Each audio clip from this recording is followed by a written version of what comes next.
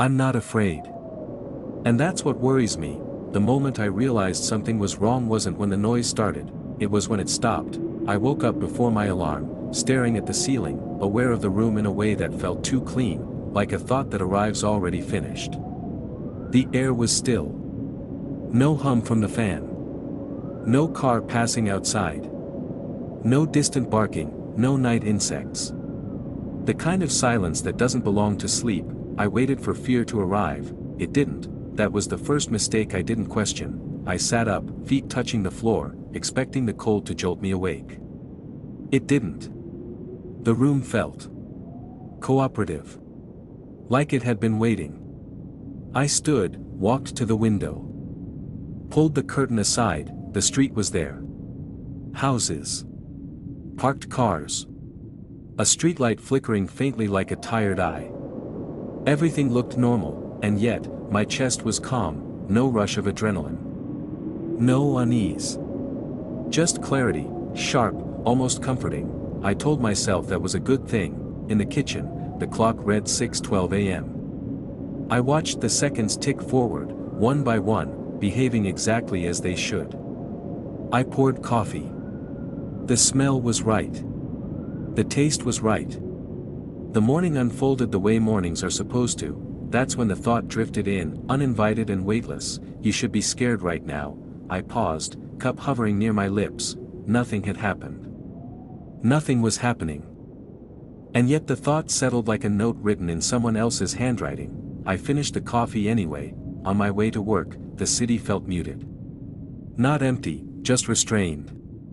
People walked, cars moved, lights changed. But everything felt rehearsed, like I'd arrived late to a play already in progress. A man bumped into me on the sidewalk. He muttered an apology without looking up. Our shoulders touched for half a second longer than necessary. I felt nothing. That's when I noticed it wasn't just fear that was missing, it was surprise. The day continued smoothly. Too smoothly. Emails answered themselves before I realized I'd typed them. Conversations ended exactly where I expected them to. Even the jokes landed with the precision of déjà vu. At lunch, a coworker asked if I was okay. "You seem steady," she said. "Like nothing bothers you today." I smiled. "Guess it's a good day." She didn't smile back. "Yeah," she said slowly.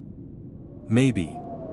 When I got home, the light in my living room was already on. I stood in the doorway, keys in hand, waiting for the alarm of panic.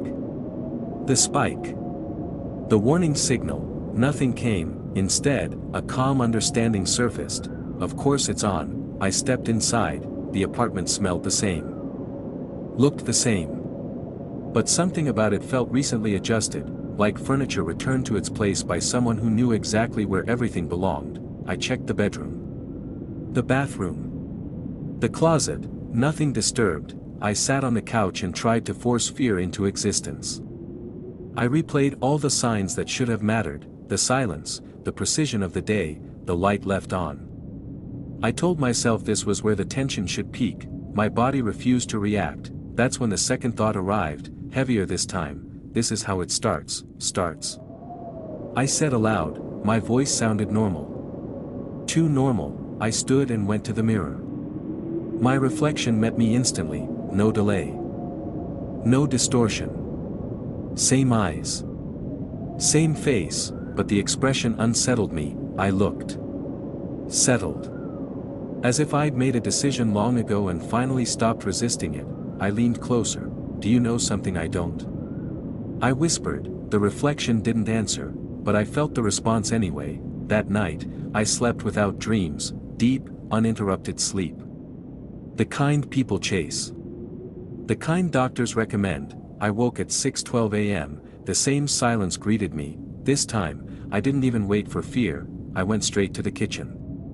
The clock blinked 6:12, then corrected itself to 6:13, as if embarrassed.